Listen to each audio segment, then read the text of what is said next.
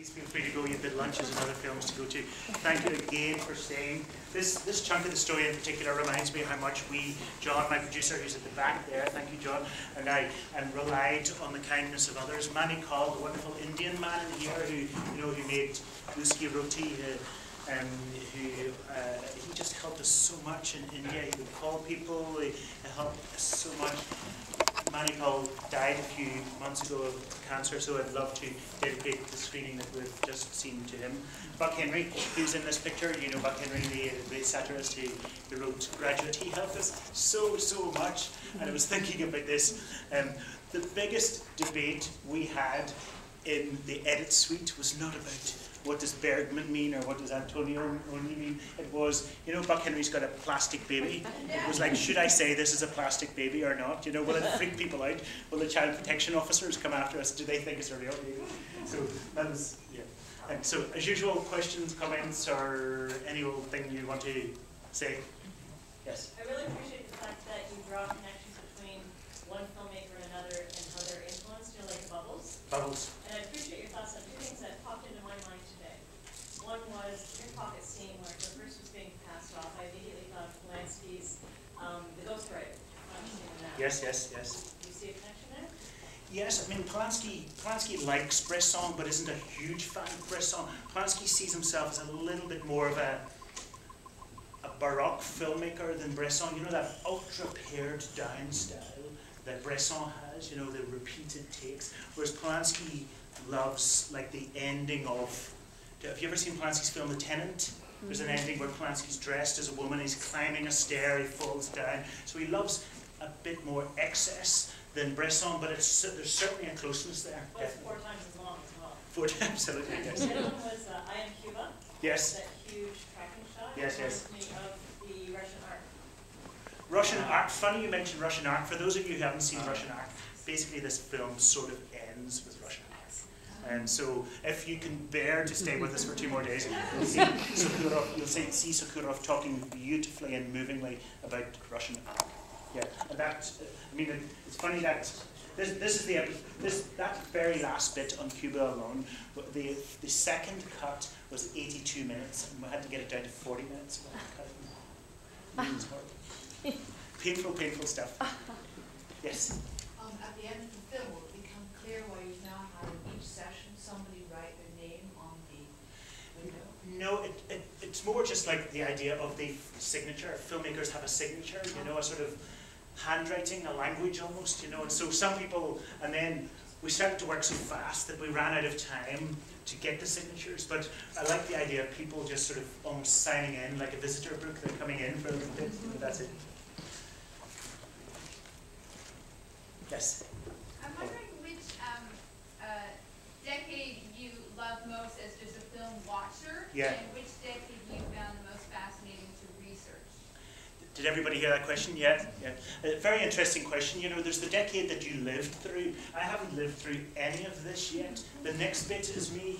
I started with Star Wars onwards. So when it gets to there, I can remember my boyhood self getting all excited. So you could argue that.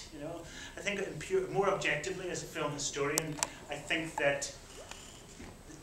wonder is this a surprising answer? I think the 1990s are the best period in film history.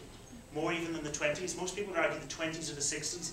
I personally think the 90s are the best, partly because the whole world was making movies then, so it's more of a plurality, more of a rich Tower of Babel of voices, but also the quality of the work.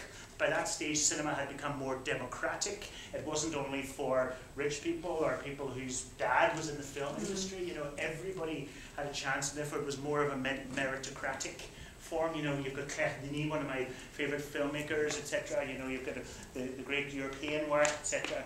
And also the Thai directors, etc. So probably, if I had to guess, I would say the 90s, which is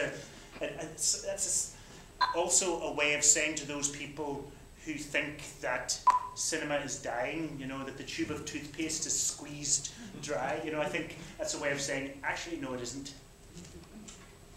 Other comments or questions? Hi.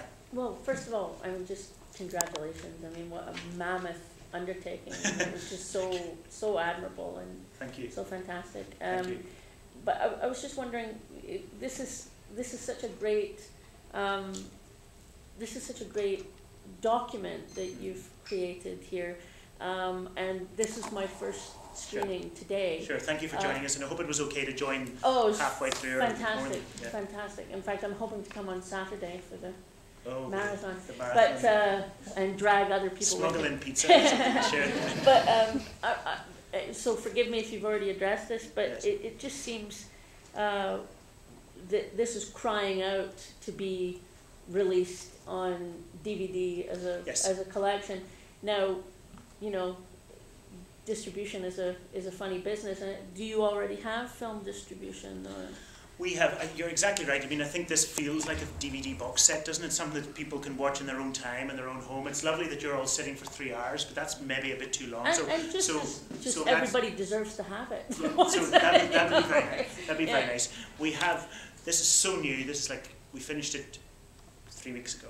And John, my producer, could maybe answer this question better, but we have a sales agent, and we're getting very nice responses so far, not only from individual cinemas who want to show it, but from countries. And so it's... Canada was at first. Oh, So if you live in Canada, which you might, it should come your way again. Oh, That would be very nice. Yeah. wonderful. And those of you who come tomorrow, you'll find that we end the big 3-hour chunk tomorrow in a country called Canada. So we will get there, I promise. So yeah, we're hoping that it'll come out in DVD in different countries. It's based on a book which came out in lots of places, you know, and had a considerable educational use as well. So hopefully the same will apply to the film. But it's early days, and it depends on word of mouth, to be honest. Yes. Thank you. The TIFF logo is a nod to your red bubble. Say that again. It's similar to the red bubble, isn't it? Those of you who wanted to begin, maybe you don't know what the red bubble is. It's similar to the red bubble. Sir, your shirt, his shirt matches Thank my you. coat. Judy Garland, you mentioned Liza Minnelli, daughter of Judy Garland, but you didn't say Vincent Minnelli at that Yes. point, small point. Yes. There was a brief shot that you identified as the home of the Cinémathèque Française. Yes. But it's been several locations, so is that the Yes. original location? That's the original location. And the reason why we put in that original shot of the Cinémathèque Française is you would think that the original home in the Cinémathèque Française would be some left bank, little boîte, little funky place. And look at it, it's in pure bourgeois, right bank Paris, you know. So I thought that was interesting for those who are into those kind of textural details. And it helps explain the politics of the Nouvelle Vague in some interesting way, I think. Because I remember attending showings in the 60s, and Yes. it was the Musée de l'Homme.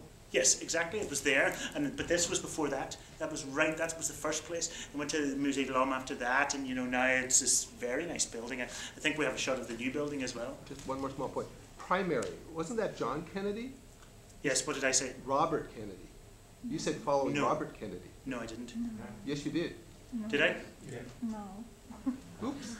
You said John Kennedy at first, and then when he was the... Following him. following, You said following Robert Robert Kennedy. Kennedy. Bugger. I think we might have to change that. Thank you. This is literally this is not to excuse that, but it's sort of to excuse that, which is that we rushed to get this made. You know, so there was no chance to see it on. Well, yesterday you'd said it was first started on UK TV 2 weeks ago or something. Yes. Like Yes. maybe the first episode, Still right? delivering them. Yes, yeah. Still I mean, making yeah. So it's. I mean, the UK. We're way ahead of UK TV here. Yeah. Yeah. Thank you for pointing that out. You're welcome. Why was it sound for Robert Town so different? It was horrible to sound for Robert Town. That's why I wasn't in here, because I couldn't bear to look at it. And here's the answer. Here's the answer to that. When you make film something like this with no money, and therefore you can't have a crew, then it's rough and you make mistakes. And that was one of the mistakes that we made, and I take responsibility for that. You know, because we had no sound recorders that day or anything, so it wasn't very good. And this chunk has, I'm sure you saw, a number of technical problems. They are less in the rest of it, shall we say, as I'm sure you've noticed. I was noticing in a couple of these shots where you were talking about the decades of Germany during Cabaret. Yes. Why didn't you show the money scene? I know. Plus the graduate, famous scene where she's sitting with her leg. I know. And you see Benjamin through her leg, that would have made more sense because she was It would have been, absolutely, it would have been very good, and you're quite right. And I think actually we tried to show that scene at one point. We had to crunch this whole thing down, but also, you know, this is about imagery more than society, as you can see. So whilst it's true that the social content of cabaret is most important, I was particularly interested in his use of close-ups and the changing facial expression. I think that what's so beautifully done in that particular sequence is the faces start almost angelic, and then physiologically, just the change of muscles, they harden, and it's just through that facial change. And it's that thing that would be harder to show in theatre, those close-ups, than in cinema. So that's why in the end I plumped for that sequence. But you know, who knows?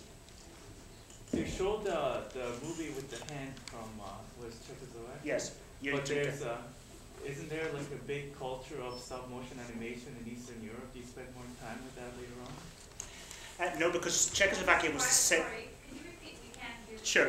The question is that I showed, you know, the bit about the hand, the animation with the hand, Yuri Trinka, and the questioner is asking, isn't that more widely a culture in Eastern Europe? And I do we go back into that? The sad answer is no, we don't have time. Czechoslovakia was the heart and soul of this particular type of filmmaking in those days, you know, and Trinka, in my opinion, is the master, and quite often you have to use one filmmaker to like sum up a style or a time, so that's why we do that. And I think that the hand is amazing, isn't it? It's amazing, and it sums up so much, you know, and it's daring and it's original and everything, so that's why we go for that. Sorry. I'm just thinking, this whole series is taking me back as a fresh-faced teenager in the 70s, attending film festivals at universities, seeing Fellini festivals, Bergman festivals, Yes. populated by college-age people, young people. Now, you're an educator. I've done my stint being an educator, and I look around at this audience. We were talking about this prior to the showing today. This is an older audience. There's not that many young people. There are quite a few young people, Peter. You're 25. You know, there are young people here. There are young people, but what's very nice is we've got a spread, and we're also showing in the morning, so people, you know. So I'm just trying to ask your experience as an educator. Do you find that there is an interest among college-age people for film history? Yeah, there is. You know, if you teach at film schools, maybe you know this, that I find that it used to be that young filmmakers all wanted to make Tarantino-style films, but now it's Tarkovsky. Everybody's talking about Tarkovsky, and that's a step backwards to an earlier era. Obviously, I would be very reluctant to make generalizations about this. You know, I'm 46, and when I watch this, I think I get a chance to see where things fit that I've seen from my youth. You know, but also looking forward. So I would be reluctant to generalize about young people or old people. I'm sorry, I'm dodging that question, but I would be reluctant to answer it, because it's dangerous, you know, to generalize, I think. Mm-hmm. Yes. When you're talking about non-commercial, innovative films, I began to think, where the heck did they get their money? So I thought there are unsung heroes, and they're the producers. I mean, somebody or somehow got the funds to have these films made. So I'm just wondering if you could speak about that a little bit. The question is, in case you didn't hear at the back end, it's talking about non-commercial, innovative films. Where did they get the money? The producers are the unsung heroes. Exactly right. And at certain times, of course, nation states became interested in funding cinema. You know, so there'd be often national funding, as you have in the National Film Board here in Canada and elsewhere in the world. You know, there were enlightened people within governments who decided that cinema was a way of holding a way of bottling a certain moment, or holding a mirror up, or the brilliant filmmaker Ousmane Sembène, who you saw briefly here in his film Black Girl, he said, we tell stories in order to find our place in the world. If you believe that, and I do, then of course nations should fund cinema in a certain way. What's coming tomorrow, New German Cinema, for example, it blossomed because the government decided to support it. You know, so definitely, and the producers are the interlocutors between the artists and the state in that regard. You know, and as soon as the funding's pulled, again, as we know, often the filmmaking dies, or the talent migrates to elsewhere, and that's a problem that we have in Scotland. That's a problem that Canada has also. Major talent retention is huge. Yeah. Sorry. The small budget, how did you manage all the clearances? We didn't, this is a question that comes up. What we did is we used the Fair Dealing, Fair Use law, which allows you to quote films as long as you don't distort the clip, and so that's what we've done. Yes? As a francophone, I'm wondering, because it's a lot of narration, Yes. it's lovely, I understand what you see, but I know that not everybody that even in Canada can understand this movie. Do you think, because it could be something easy to do a narration in other languages, like in French? So the question is, should we dub it? Do you think dub it or dub it another? I think there's an argument for dubbing this. Usually, of course, dubbing is a no-no, but when there's so much voice in this and you want people to look, there is an argument for simply re-recording the voice in other languages. And you know, we provide what's called an M&E, a music and effects track, and so everything's there apart from my voice, and then other nations, including, you know, all around the world, can then provide a commentary. You'll notice, I think, that hopefully the